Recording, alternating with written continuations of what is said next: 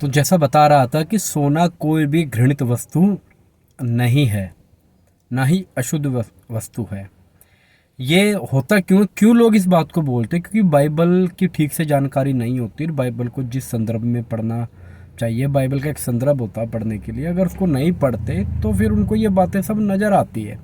और फिर इसके पीछे मेन कारण क्या होता है? जो जिस डिनोमिनेशन में है, यानी कि पेंटिकोस्टल वाला, यानी जो भी डिनोमिनेशन है जो सोने के खिलाफ है, जिसकी टीचिंग सोने के खिलाफ बन चुकी है, वो फिर ऐसी ही आयतों को एक्सप्लेन करता है और उन आयतों को नज़रअंदाज कर देगा जो कि बाइबल में जहाँ पर सोना है। जितनी आयतें ये लोग बाइबल के अंदर दिखाते हैं कि सोना अशुद्ध और घृणित वस्तु है, उससे कई गुना बाइबल में सोना परमेश्वर इस्तेमाल करता है। तो परमेश्वर जब इन चीज़ों को इस्तेमाल करता है तो किस प्रकार से शुद्ध और अशुद्ध हो जाएगी? क्या परमेश्वर भी दो कैरेक्टर में चलता है? बाइबल के अंदर साफ साफ हमें पढ़ने में मिलता है कि परमेश्वर पाप से घृणा करता, पाप से, उस अपवित्रता अशुद्धता से घृणा करता है। पाप ही के कारण आदम और परमेश्वर का जो एक मेल मिलाप था वो टूट गया। अब कहीं पर भी दिखा दो जहाँ परमेश्वर ने पाप से प्रेम किया हो या पाप को सह लिया हो, नहीं दिखा पाओगे, क्योंकि परमेश्वर का डबल कैरेक्टर नहीं है। जो चीज़ अशुद्ध है, घृणित है, पाप, बेकार है, बुरा है, वो बुरा है। अब बाइबल में आप ये नहीं देख पाओगे कि जी उत्पत्ति में तो पाप बुरा है और यहेजकेल में अच्छा लिखा है, यहेजकेल में एक चीज़ अच्छी लिखी है तो प्रकाशित वाक्य में वहाँ बुरी लिखी है, प्रकाशित वाक्य में जो अच्छा लिखा है वो मती में गलत लिखा है। ऐसे तो फिर कंट्राडिक्शन आ जाएगी बातों के अंदर। तो मेरा जो बताने का मतलब, इन्हीं बातों से ये एक उपदेश निकाला हुआ है जिसके अंदर क्या होता है, जो इस उपदेश और इस पंथ में, इस संस्था में आ जाते हैं, उनके साथ क्या होता है, उनको ये बातें ठीक लगती है। वो अपने आप को अलग दिखाने के लिए कि देखो जी हम सोना नहीं पहनते, हम मेकअप नहीं करते, हम नहीं ये काम करते, हम बहुत से वैसे काम नहीं करते। तो मैं उन लोगों के लिए बताना चाहता हूँ, देखो खुले दिमाग से सोचकर, जैसा कि मैंने कल बताया भी था, तुम सत्य को जानोगे और सत्य तुम्हें आज़ाद करेगा। तुम सच्चाई को जानोगे और सच्चाई तुम्हें स्वतंत्र करेगी, फ्रीडम दे देगी तुम्हें। तो सोच के देखो, आपको लोगों को एक सच्चाई, बिल्कुल मैं सच बता रहा हूँ, आप लोग इस पृथ्वी के ऊपर हो तो कल्पना करो, एक जूम आउट होके देखो, ऐसे ये पृथ्वी है, पृथ्वी से अब जूम आउट होकर देखो और फिर अपनी संस्था के लोगों को देखो, वर्ल्ड के लोगों को देखो, तो मालूम चलेगा कि हम भी एक कल्चर में, एक धर्म में फंसे हुए हैं। इन बातों की वजह से, मैं मसीहत को कोई धर्म या एक कल्चर के लिए नहीं, इन बातों की वजह से मैं ये बात बता रहा हूँ कि जब आप जूम आउट होकर देखोगे ना, सब चीज़ों से परे हट कर देखोगे, तो आपको लगेगा कि हम एक धर्म में फंस गए। अब आपको बताता हूँ, एक क्लैरिटी करता हूँ आपके सामने। हमने ये सीखा कि भाई हमारा धर्म परिवर्तन नहीं हुआ। सच बात है, हमारा कोई धर्म परिवर्तन नहीं हुआ, क्योंकि अब कोई धर्म होता ही नहीं। जब हमारा मन परिवर्तन हुआ है, हमारा धर्म परिवर्तन नहीं हुआ, हमारा मन परिवर्तन हुआ है। और बाइबल जो सिखाती है, मूर्ति पूजा और उन पाप की बातों से परे रहो। जैसे कि प्रेरितों के काम में लिखा है कि भाई मूर्ति पूजा से, वह विचार से, गले घोटे हुए के मांस से, इन चीज़ों से अन्य जातियों को दूर रहने के लिए बोला है। क्योंकि वो बोलते हैं कि पहले इन्होंने बड़ा दुख सहा है, इन तीन चीज़ों को छोड़कर बाकी सब चीज़ें जो है, यानी पाप नहीं करना। अगर इन चीज़ों की डिटेल में जाओगे तो पता लग जाएगा कि किस प्रकार से रहना है, किस प्रकार से जीवन जीना है। तो मेरा बताने का मतलब, इस संसार के अंदर कितने ऐसे लोग हैं जो बिल्कुल वस्त्र त्याग कर बैठे हुए हैं, मुंह पर कपड़ा बांध कर बैठते हैं, वो भी गहने, ऑर्नामेंट्स, ये सब चीज़ें नहीं पहनते। ब्रह्म कुमारी वाले कोई भी गहना नहीं पहनते। हमारे सिख मजहब के जो लोग हैं, हमारी बहनें हैं, वो भी नहीं पहनती अगर अमृत चख लेते हैं। वो डाढ़ा भी काला नहीं करते। सरदार लोग जो होते हैं, अमृत चखने के बाद वो काम नहीं करते। और भी बहुत सी ऐसे मजहब है जिनके अंदर ये काम नहीं होते। तो हम कोई अनोखे नहीं है अगर आप सोना उतार रहे हो, मेकअप नहीं कर रहे हो। जैसा मैंने बता चुका हूँ, किस लहजे में किस भाव के अंदर बोला है कि तुम्हारा श्रृंगार दिखावटी ना हो, वो भाव को समझो। आज जब बाजार में निकलोगे तो आपको बहुत सी स्त्रियां दिखेंगी, लड़कियां दिखेंगी, लेडीज दिखेंगी कि आपको ये दिखने को लगेगा यार कितना ओड लग रहा है, कितना अजीब मेकअप किया हुआ है। उस बारे में बाइबल ने मना किया हुआ है।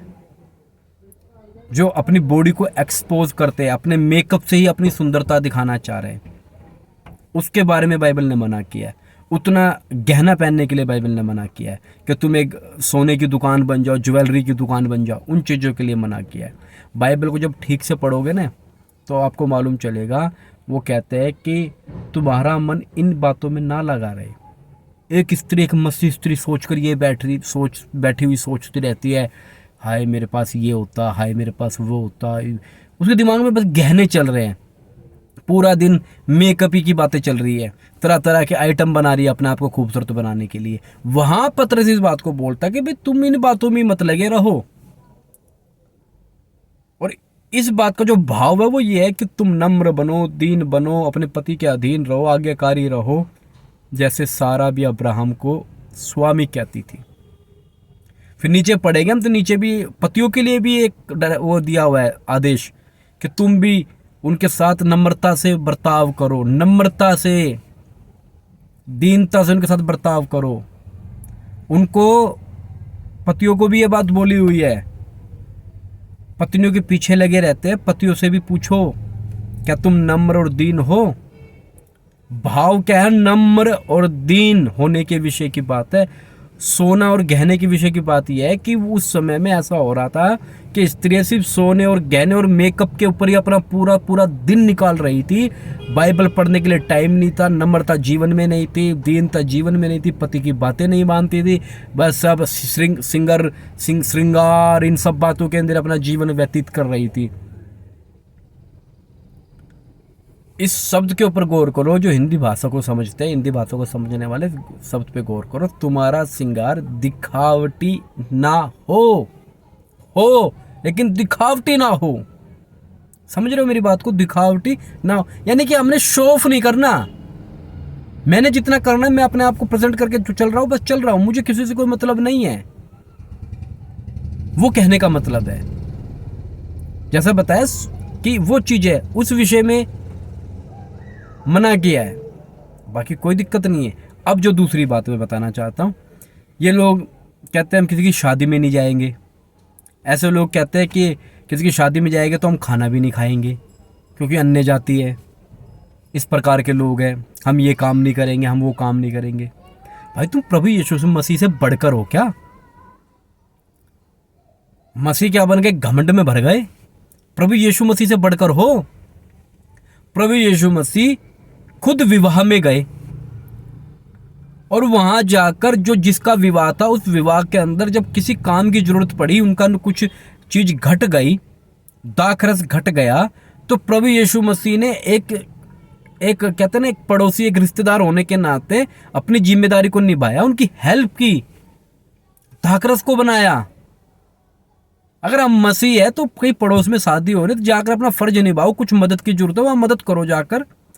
हम अलग ही घमंड में भरे, हम खाना भी नहीं खाएंगे वहां क्योंकि अन्य जाति है। मसीही शादी में कि शादी ठीक से नहीं पड़ी हम खाना नहीं खाएंगे। भाई तुम्हें कैसे पता भाई शादी ठीक से नहीं पड़ी? लो मुझे कोई हवाला दो बाइबल से जिसमें लिखा हो कि भाई शादी इस तरीके से पड़ती है कोई हवाला? एक हवाला दोगे इसहाक और रिबका का, उसके अंदर भी वो गहने ही पहना रहे हैं वहां पर। समझे मेरी बात को? उसके अंदर भी वो गहने ही पहना रहे हैं। उस बात को तो आप इग्नोर कर देते हो, अनदेखा कर देते हो, अंधे बन जाते हो वहां पर। बाद में सारी बातों को आप कह रहे हो कि जी हम सोना अशुद्ध है। तो विवाह का कोई आया था आप लोगों के पास कि पढ़ना कैसे है? जो आप लोगों के पास जो सिस्टम है ना विवाह पढ़ने का, मैं भी मसीहत में हूं, जो सिस्टम आज चल रहा है, आप लोग कैथोलिक को फॉलो कर रहे हो। कैथोलिक चर्च का जो पैटर्न है उसको फॉलो कर रहे हो, उसके अंदर थोड़ा थोड़ा चेंज करके कुछ अलग कर दिया और ठीक है। कुछ संस्थाएं कहती है कि जी भाई हम एक दूसरे को रिंग नहीं पहनाएंगे, सोना है जी घृणित वस्तु है, हम रिंग नहीं पहनाएंगे, हम घड़ी एक्सचेंज करेंगे। भाई क्यों कर रहे हो? बाइबल में लिखा है ये, हम बाइबल एक्सचेंज करेंगे। कहाँ लिखा भाई बाइबल में एक्सचेंज करना है? तुम एक आयत नहीं दे सकते बाइबल के अंदर से।